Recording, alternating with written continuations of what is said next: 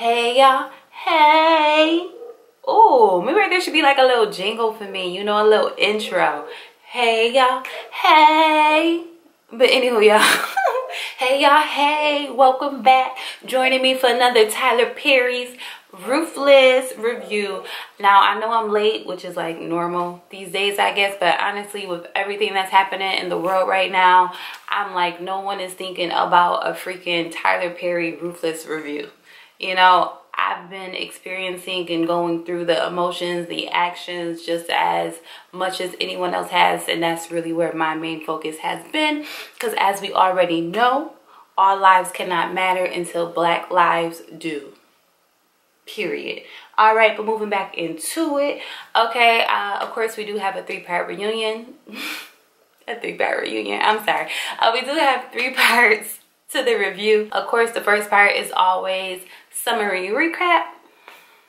Y'all, I cannot talk. So we do have a 3-part to our review. Okay, the first part is always the summary and recap. The second part is the character analysis. And number 3 is the final thoughts. Okay, so getting right into this episode's review, because that's what we like to do. So the episode does open up with Ruth and Marva. Remember, they are in the punishment trailer, okay? And Ruth is requested or demanded by Marva to pour the acid over homegirl's face. Now, Ruth apologizes to the girl, and then she does pour the acid on her face. Which, of course, I mean, we kind of knew this was going to happen, you know? So of course, while she's pouring it on her face, at first, nothing happens, okay? And then the girl cheeks start to bubble. And I will say I was a bit disappointed because, come on now, like, we need better FX effects, okay? I was left wanting more. And of course, when she was doing this, Marva's over there cheering her on. So once Ruth finishes, you know, she runs out the trailer and she starts to throw up. And then Marva follows her while the girl is in the background screaming. Like, the girl is screaming pretty loud. And it's like, is no one else going to hear this? Like, what is everybody else doing? So anyway, so like as Ruth is throwing up, you know, Marva tells her, like, don't worry, like, it'll get easier the more you do it. And it's like, hold on, so you want Ruth to kill more than once? Like, the fudge? So anyway, so Ruth asks, well, what did the girl do? And Marva says that the girl was going around spreading lies about them. And the Rakuma's way is that when one offends thee, you must offend them. And it's like, okay, with your little ways of Rakumas. All right. So then Tally, she sees Ruth, you know, later on, and she notices that Ruth seems like really off. So she asks Ruth, like, oh, what's going on? And Ruth, she doesn't open up and she doesn't share with her. And then it clicks to Tally that, oh, she tested you. Like, what did she do? And then Ruth, you know, she shares about her having to put acid on a girl.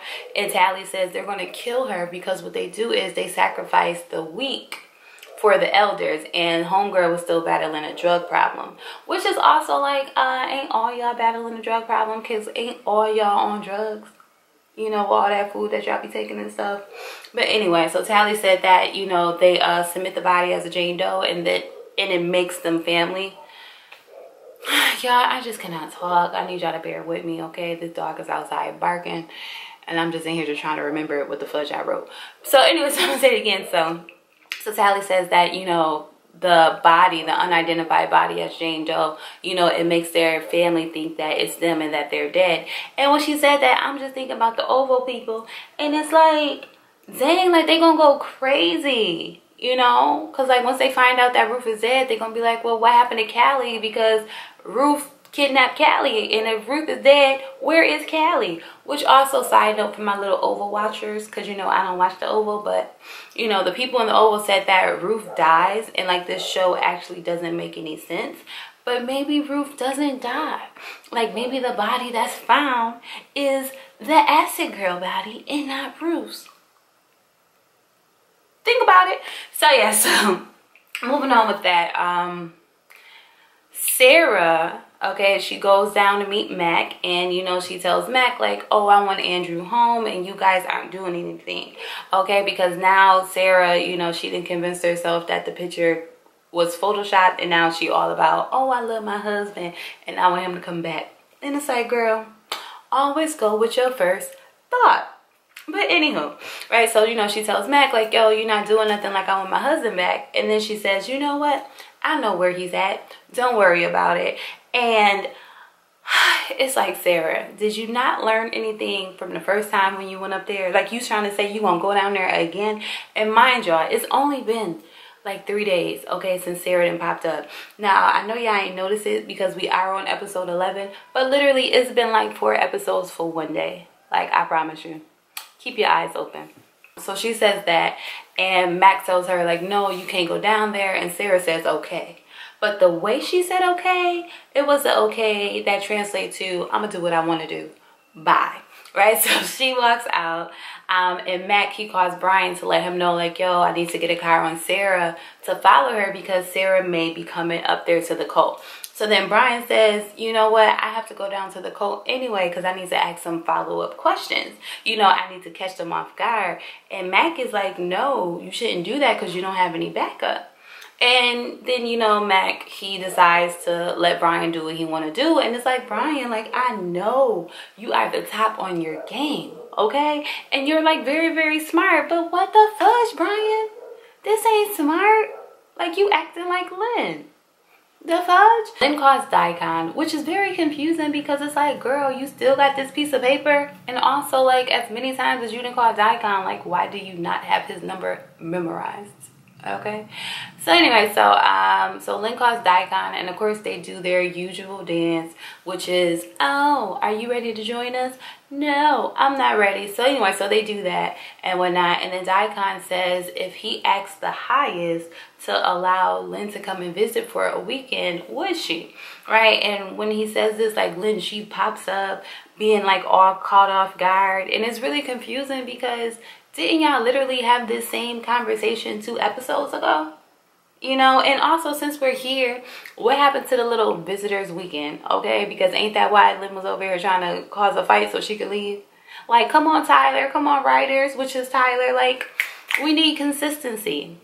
Okay, Lynn speaks about how she can't lie to her husband because her husband will find out. And as Lynn is talking, Daikon is like looking things up on his computer. We don't know what he's looking up, but it's clearly whatever Lynn is saying, like he just started looking up stuff, right? So then Daikon asks her, well, what's his name and what does he do? And Lynn says he's a psychiatrist and his name is Malcolm. And it's like, okay, Lynn, like, I see you a little points for you, but barely any because we still don't like you and you're still non-deserving. Okay, so then, you know, Lynn gets ready to ask for some drugs, but Daikon stops her before she could even get it out, and then they get off the phone. So Malcolm catches Sarah, you know, while Sarah is like leaving out, and he has her come into a room, and he just starts to apologize, you know, for their last interaction with each other. He's calling her baby, which is like, I know that mother lover is trifling, but we knew this, okay? You know, he tells her like, I love you, and while he's saying this, like, he just pressing his forehead against her forehead, and they're just rubbing foreheads, which is really weird. And I will say that the fight that Sarah was putting up was extremely weak, okay? And then, you know, Sarah, she pulls back and she says, I love my husband. And Malcolm says, Sarah, your husband is gone, right? And, you know, Sarah's like, what are you talking about? Malcolm's like, yo, like, I'll tell you tonight at your house. And Sarah's like, yo, you think I'm stupid? And it's like, honestly, Sarah, you did a few stupid things, so you could be, okay? But anyway, but Sarah was like, yo, you're not coming to my house. And then, like, she tries to leave. Malcolm is blocking her, but then when she gets out, Malcolm is left smiling for whatever reason. And then Matt calls him and tells him that he needs him to follow Sarah, because, you know, Sarah might be going to the cult to go ahead and go see Andrew. Now, of course, you know, Malcolm, he is upset when he hear that, okay? Because Sarah is his woman, all right? So, you know, he like, okay, I got it. So then he leaves, like, in a rush. And it's just like, Malcolm ain't nobody but an errand boy. You know, and it's like, no wonder why you jealous of Brian. Because you ain't doing nothing at work, okay? Besides following people. But anywho, the highest and Marvin meet up, okay, and the highest tell Marvin that he needs someone in the sheriff, you know, in the sheriff office to basically feed him information to be his little snitch, okay? And Marvin decides that she has this lady, you know, this young woman that she could send in to work on the deputy, the one that's jealous of Brian, because you know everybody's just jealous of Brian, right? And the highest asked Myra, like, well, are you sure she's ready? Because you know we thought Tally was ready and she wasn't. And that leads us to think like, well, what did y'all have Tally to do that she couldn't do? So then they move on.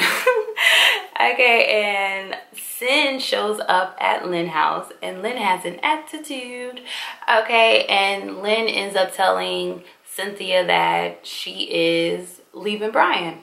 And it's like, girl, bye. Like, don't nobody care. But also too, it's like, dang, Lynn, like that's kind of extreme. Like, you just gonna leave Brian like that? So Cynthia says, well, is he cheating? And Lynn says, no, it's just that she's just been unhappy. And Cynthia's like, well, that's BS. Like, if you're unhappy, go ahead and go get counseling. And it's like, thank you, Cynthia. Okay, because even though she is a little functioning alcoholic and her relationship with Malcolm is a mess, Cynthia has always kept it real. And I can appreciate that about Cynthia. Okay, so anyway, oh yeah, and also too, Cynthia was like, you using again. So then, you know, Lynn tries to kick her out, but Cynthia's like, no, I'm not going. And then Lynn grabs herself and she decides to leave. So, Miss Spy Girl from Nicole, okay, she goes to the sheriff's office ready to start her mission, okay, and you know, she speaks to the deputy and she's there to file a report on her boyfriend who is stalking her because she don't got nowhere to go. She living in her car and just boo-hoo-hoo. Okay, so she asks for a friend in the deputy and asks for his personal number. The deputy agrees and gives it to her, and then she tries to leave out, and then the deputy stops her and, you know, invites her out to eat. Now, when he invited her out to eat, I do not believe that it was anything sexual. You know, I think he was just like genuinely concerned like about her and wanted to continue to talk to her, right? So they're eating at his house, which is like, sir, what is protocol? Because I know it ain't get some food with a stranger and then take her back to your house. But anyway, so she doing her job, you know, buttering that roll. You know, she tells him like, oh, I can't believe you're single. Like, you're so special. Doing what she gotta do, you know. So she gets up to leave and the deputy stops her and says, you're safe here. They hug each other and the girl, you know, she rolls her eyes while she hugs him. And it's like, I can understand, okay, because it's a few hugs that I had to give that came with the eye roll when they wasn't looking, okay, like I did it today. The girl kisses him and he pulls back and he says, this is moving too fast. But then the girl says, that's only because you're from this small town, which is true, okay, because the people from the city move like that, all right, but the people from the country in them small towns, they move like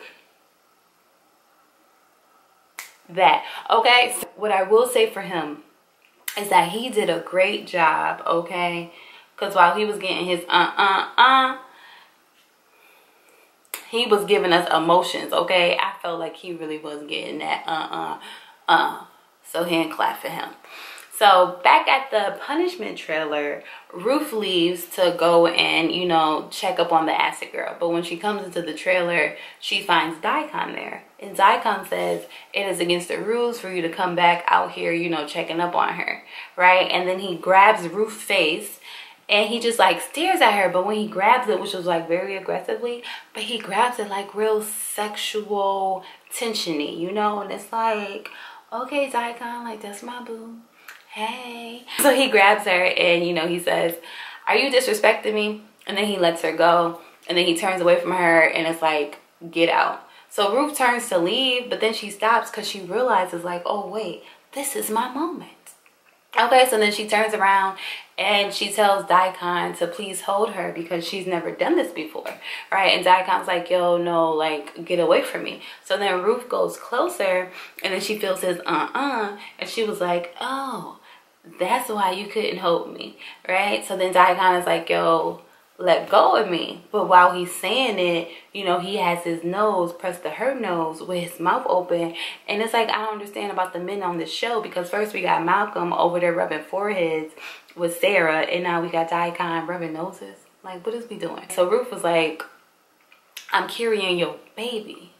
And then they kiss. And then Daikon says, you carrying the baby at the highest. And then they kiss. And then Ruth was like, hold me. And then they kiss. And I'm telling you, watching this, I was stressed out. Okay, because I'm like, what the fuck is happening? You know, so y'all, Ruth and Daikon over here having sex. Yep, they did it. They did it. But I was slightly thinking, like, I wonder if Ruth enjoyed it, you know? But, like, of course, like, you know, TV world, not the real world, but, you know, the fake world. It's like, did she like it? So I'm guessing, you know, when Daikon was finishing, you know, he pushed Ruth off of him and, you know, he put up his pants and he was like, yo, what have you done? Like, you're evil. I'm supposed to stay pure. Like, this is wrong. And I actually really did feel bad for Daikon because, like, he is supposed to stay pure. Like, darn you, Ruth.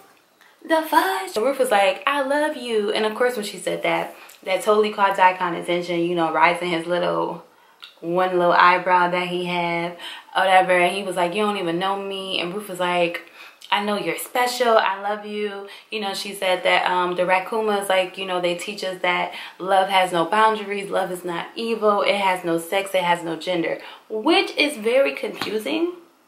Because if that's the Rakuma's way, then how are they teaching, you know, against homosexuality? Okay, so right there is, don't make no sense. I blame the writers.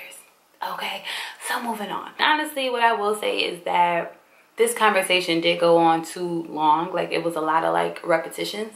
And it was like, okay, y'all, get to the point. Like, all of this back and forth, we don't need. But what he did say that the only way that they can, you know, are supposed to have sex is if the highest has, you know, a coordination.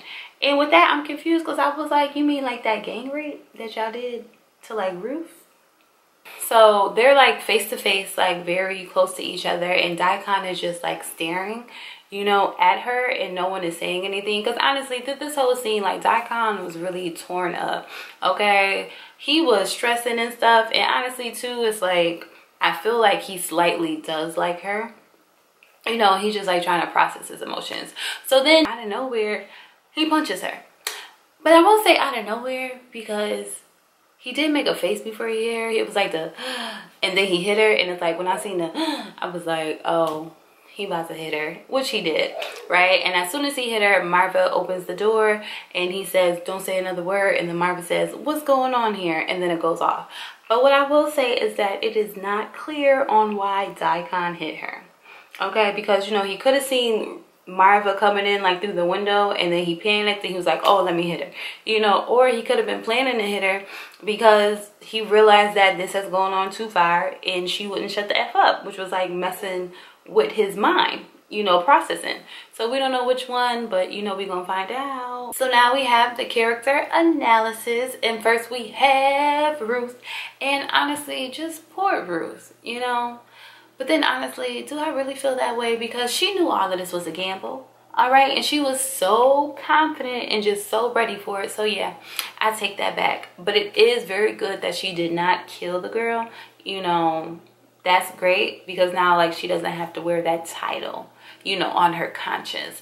But I know she did not expect that punch in the face, which even before we got there, I will say I will give her props, okay? Because I did not have faith in her, as we both know, but she did what needed to be done, okay? And she did end up with Daikon in between her legs. But like I said, she didn't really think this plan through all the way, you know, which of course we're gonna speak about that when I get to Daikon. But what's next for Ruth? You know, is it punishment trailer? Or is Daikon gonna lie and help her out of this situation? Which I actually do think he kind of will. But anywho, so we have Tally. And Tally actually has been playing, like, the backseat in the last few episodes. But I will say, life may be starting to change for Tally. Okay, because in this episode, even though her presence was very, very short, she did get in the leader position.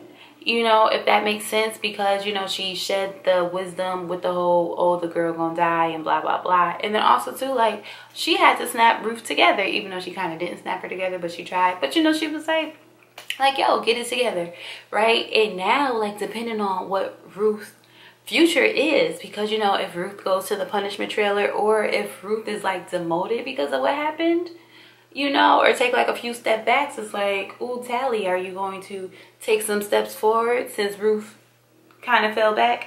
We shall see. Okay, and then we have Brian. And, you know, we all know I really enjoy me some Brian. I ain't gonna say love because we ain't there yet, but I do enjoy me some Brian. But Brian got me confused. Because like I said before, like, I know you the top of your game, you know, the top detective at your little company and whatnot, and I know you're very smart. Brian is very strategic, but I don't understand what is his thought process that he was like, yo, I'm about to pop up at the cult by myself and not tell anybody. That I don't really get. And honestly, I feel like him and Mac should have like came up with a plan saying, okay, well, you know, if I do go there, like if you don't hear from me with X amount of time, then, you know, send somebody in there for me. He didn't do that. And it's like, sir, these people is ready to kill for their little beliefs, and you can't be up there all by yourself because they already don't like you. You see what I'm saying? But what would be crazy, okay, is if, you know, when Mac reaches out for Brian, right? And, you know, if he can't get in contact with him, because, you know, if anything happened to Brian and, you know, Mac starts to panic, whatever, you know, it's like, who is Mac gonna call? Right? Like, he won't call the sheriff to maybe like go ahead and get backup for Brian, but also the sheriff is getting dialysis today. And I don't know if y'all know anybody who get dialysis, but for like that whole day, they are drained. Like, they are tired. Okay, so sheriff is not working today. So then it's like, okay, well, who else are they going to get for backup? And it's like, they're going to have to get the deputies for backup for Brian. And the white, you know, jealous deputy, he over there with the little spy girl from the Raccoonmas. So therefore, you know, is he gonna like drive up to the cult with the girl with him? Or, you know, is he like gonna give information at that time? Like, whoa, that's interesting. Didn't even think about that. Keep our eyes open for that. But also to feel bad for Brian as every week, because he has Lynn as a wife and she sucks. She just does not deserve him. So moving on to that chick. Honestly, if she gonna leave, then leave. You know what I'm saying? Like, we're all equally tired of her causing all this ruckus. And it's like, girl, if you gonna leave, then leave.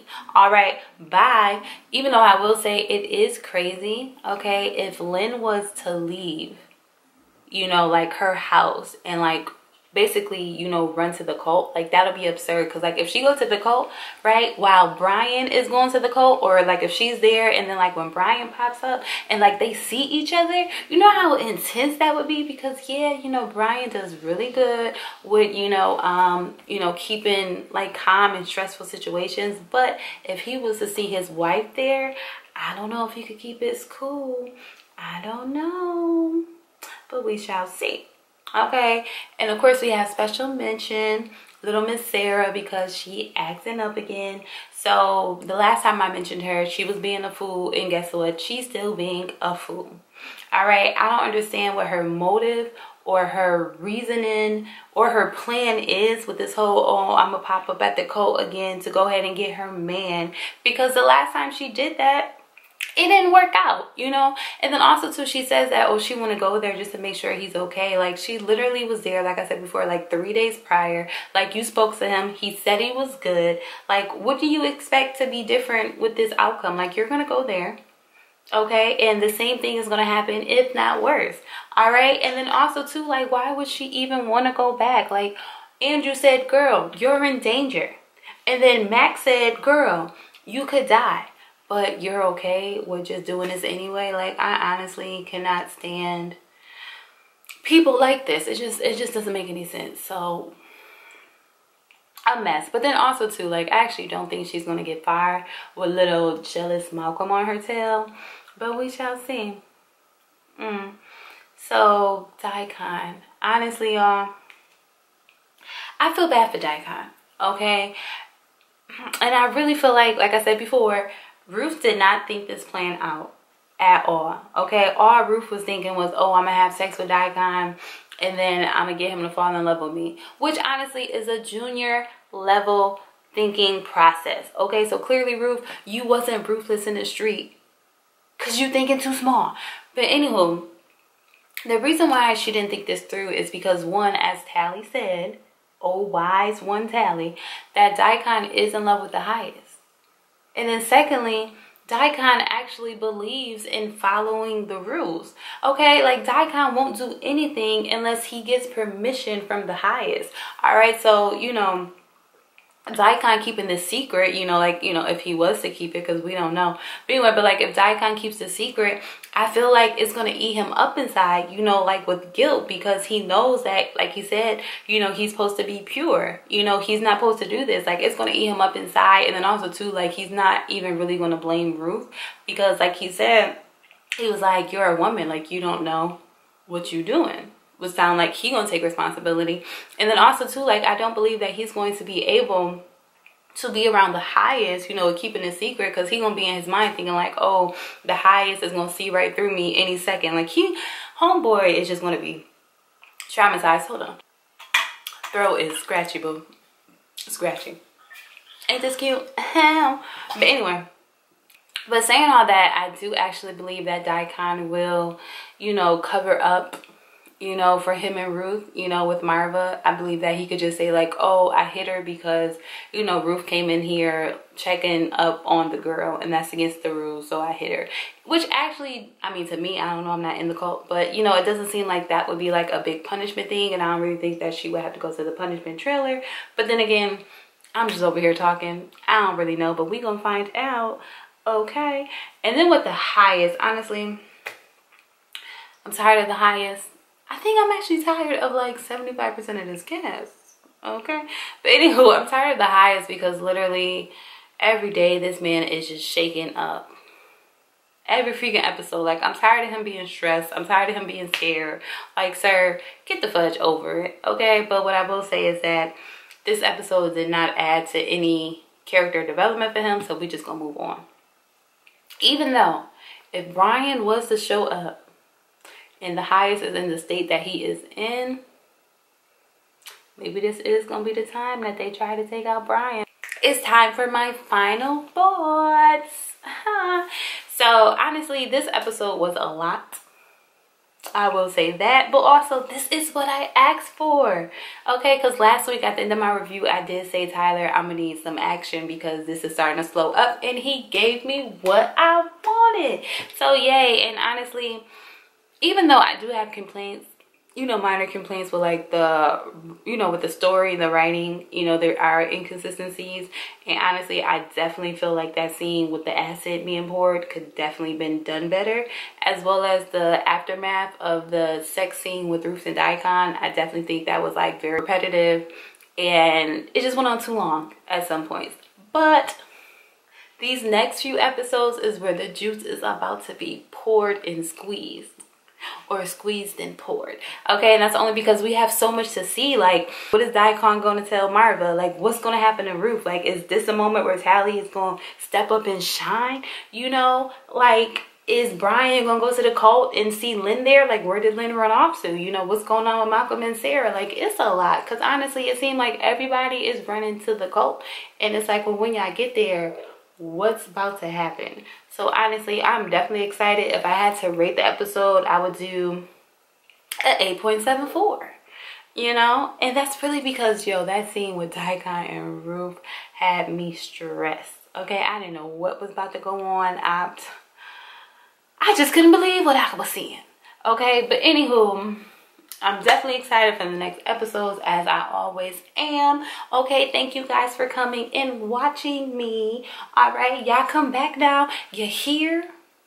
Y'all come back now. You're here.